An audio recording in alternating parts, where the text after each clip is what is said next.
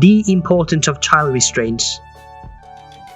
Singapore law clearly states that all passengers below 1.35 meters in height must use an approved child restraint appropriate to their height and weight. 1.35 meters is probably taller than you expect. Many children will be in secondary school before they reach 1.35 meters.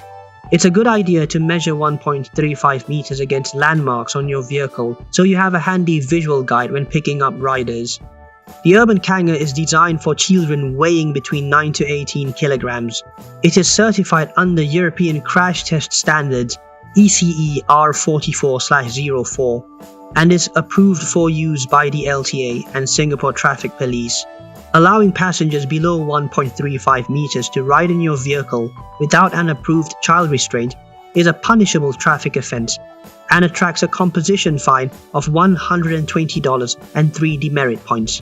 If charged in court and convicted, the penalty shall be a fine not exceeding $1,000 or to imprisonment for a term not exceeding 3 months, and in the case of a second or subsequent offence, to a fine not exceeding $2,000 or to imprisonment for a term not exceeding 6 months. Aside from your legal obligations, children's bodies are very different from adults' bodies and cannot be adequately protected in a traffic accident by an adult seatbelt, a fabric baby carrier, or an adult's arms. Children's bodies have vastly different proportions from ours. As they move through infancy and toddlerhood, children's heads and torsos are significantly larger and heavier than their limbs. Furthermore, many of the major bones in a child's body have not yet fused together. This is to allow children to grow quickly, but result in a very flexible and fragile skeletal structure. For example, while an adult vertebrae is a single solid bone, a child's vertebrae is made up of 4 individual bones held together by cartilage and connective tissue. A similar situation exists with children's pelvises. These 2 attributes, among others, result in children having a very flexible spine with a very heavy head, and they should travel in a harnessed car seat until at least age 4. Let's consider what would happen to a child in a car accident if they weren't using a car seat. If the child is using the adult seatbelt alone, they've probably moved the shoulder part of the seatbelt under their arm or behind their back to make it more comfortable. This causes the lap part of the seatbelt to ride up onto the child's soft belly and unprotected internal organs. In an accident, the child's heavy head and torso will be propelled forward, causing the seatbelt to cut into their abdomen. This can result in serious injury or death. If the child is being worn in a fabric baby carrier when the accident occurs, the carrier will disintegrate and the child will fly through the car, hitting either the seat in front, the dash, the windscreen, or they'll be ejected from the car completely.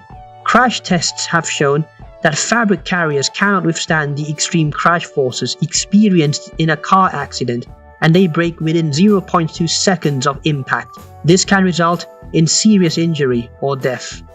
If the child is being held in an adult's arms, they will hit either the seat in front, the dashboard, the windscreen, or be ejected from the car completely. It's not possible for an adult to hold onto a child in an accident for 2 reasons.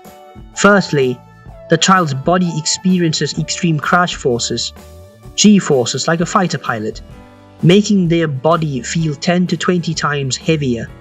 For a 10-kilogram child, this means that we can feel like they weigh 100 to 200 kilograms, too heavy to hold onto. Secondly, an adult's survival instinct will trigger them to raise their arms to protect their head.